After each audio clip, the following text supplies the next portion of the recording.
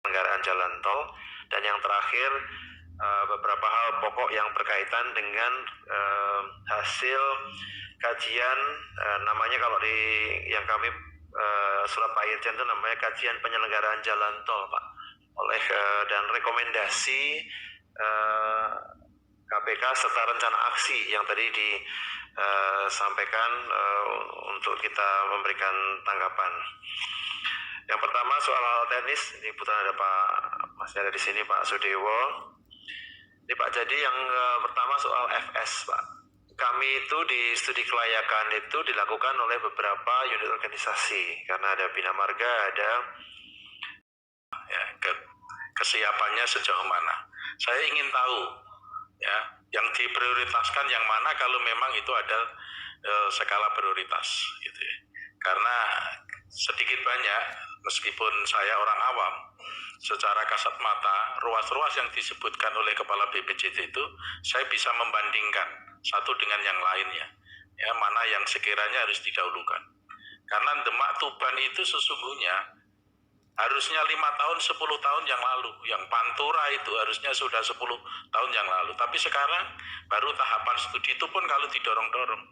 Ini pun kalau nggak didorong-dorong, tidak didesak, mungkin juga tidak disampaikan. Maka saya ingin clear, memprioritaskan ruas yang harus segera dibangun, itu berdasarkan apa, dan yang sudah dibacakan itu, mana yang akan didahulukan. Silakan Pak Danang. Mungkin nanti teman-teman yang sifatnya ini kan ada rapat lanjutan kita supaya nanti tidak panjang, kita persilahkan dulu untuk ini bisa selesai. Silakan Pak Danang lanjutkan.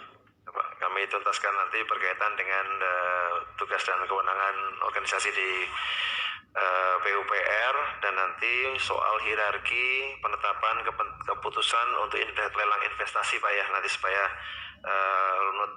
kami sampaikan. Jadi kami akan sampaikan hal teknis yang tadi langsung kami respon berkaitan dengan yang disampaikan oleh Bapak dari anggota Komisi 5. Kami lanjutkan dulu Pak ya, untuk masalah yang prioritas nanti disampaikan pada bagian yang berikutnya, nanti kami sampaikan. Yang kedua adalah soal tren kecelakaan. Tadi beberapa dari anggota Komisi 5 menyampaikan soal kekhawatiran kecelakaan yang ada di jalan tol. Nah, kami sampaikan kecenderungannya. Pimpinan, mohon maaf sekali ini pimpinan, mohon maaf. Kalau belum dijawab BPJT dari pertanyaan saya masih ingat terus. Tolong dijawab lebih dulu. Prioritas mana dari ruas ini? Ya, silakan Pak Danang. Oh, baik Pak, terima kasih. Jadi begini Pak, kalau kita bicara mengenai kelayakan kan ada dua Pak ya. Satu itu adalah kelayakan ekonomi, dan yang kedua adalah kelayakan finansial. Yang menjadi tugas kami di BPJT itu fokus kepada kelayakan finansialnya Pak. Sehingga ada dua level penetapan prioritas yang muncul dalam proses bisnis di BPJT. Itu adalah pertama mengurutkan Pak berdasarkan kelayakan ekonomi, yaitu yang dilakukan oleh kawan-kawan kami dari Bina Marga Pak. Nah kemudian apabila sudah melakukan penetapan prioritas untuk kelayakan ekonomi, maka akan kita lihat Pak, apakah kelayakan tersebut itu memiliki nilai kelayakan finansial dari proyek, dan itu akan diurutkan Pak biasanya.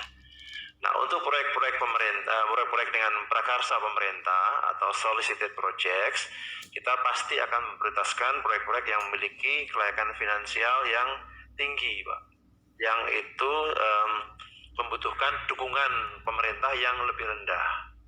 Itu kalau kita bicara pada level komersialnya, sehingga lelang-lelang pemerintah itu pasti akan juga memperhatikan apakah diperlukan dukungan finansial pemerintah atau tidak, APBN misalnya, dukungan konstruksi. Nah sehingga dengan demikian kita mulai Pak, dari situlah kita menyusun yang namanya prioritas untuk pelelangan untuk investasi. Itu untuk yang solicited Pak ya, yang prakarsa pemerintah. Nah akan berbeda sifatnya apabila itu prakarsa badan usaha. Pimpinan, sebentar. Ya Pak. Ya silakan. Ini jangan umum Pak Danang menjawabnya. Khusus saja. Ini kan jelas sociated bahwa itu prakarsa pemerintah. Demak Tuban itu adalah prakarsa pemerintah. Solicited Mas. Ya, sociated. Ya. Itu kan prakarsa pemerintah. Nggak usah umum. Karena udah diprakarsa oleh pemerintah, melakukan studi, kemudian kelanjutannya seperti apa? Statusnya bagaimana? Versi BPJT aja dulu. Yang katanya kelayakan finansial atau kelayakan ekonomi itu tadi. Saya ingin ada kejelasan, saya tidak ingin ada wacana-wacana lagi soal Demak Tuban ini, Pak. Wes, mungkin 3 poin aja Pak Danang, bisa dilanjutkan enggak Demak Tuban ini, atau mau dilanjut apa enggak, ngono aja wes. Kita punya Pak, izin Bapak, kita punya satu rule of thumb Pak, secara teoritis Pak ya. Kalau biasanya ruas-ruas tol yang layak secara finansial itu minimal LHR-nya itu 18.000 Pak. Oh, ini berapa Pak? Ini kami harus catat satu persatu Pak ya untuk ruasnya, tapi Demak Tuban itu saya kira akan lebih Pak dari 18.000, karena yang Semarang Demak itu hari ini itu sudah mendekati 14.000 Pak. Ya berarti layak dong Pak. Ya. Layak berarti kan Pak ya? Layak Pak. Akhirnya layak. Hasilnya pimpinan. Kita belum menerima hasilnya Pak secara final. Tapi kalau kita lihat Pak, kita menggunakan referensi kan Pak ya, dari ruas tol yang sebelahnya Pak, Semarang Demak seksi 2 yang kemarin diresmikan oleh Pak Presiden, itu volumenya itu sekitar pada saat dibuka Pak itu 14.000 Pak. Layaknya berapa tadi? 18? Pak. 18? Ya, berarti kan nilai masih kurang Pak ya?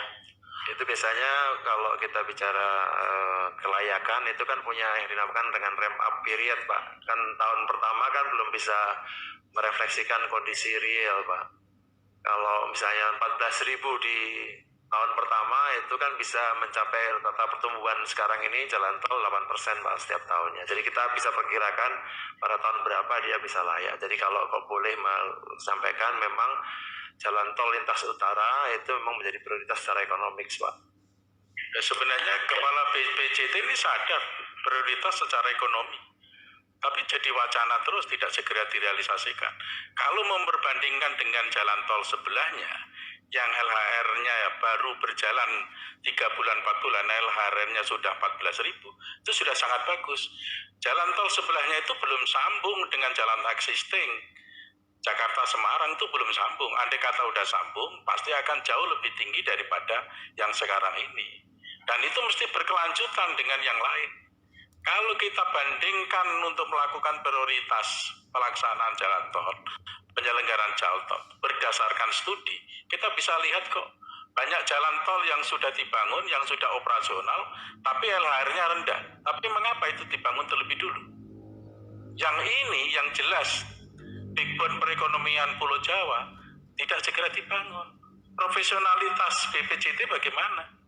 Jangan mempertaruhkan loh, karena banyak jalan tol yang dibangun karena anggaran negara, bukan karena investor loh.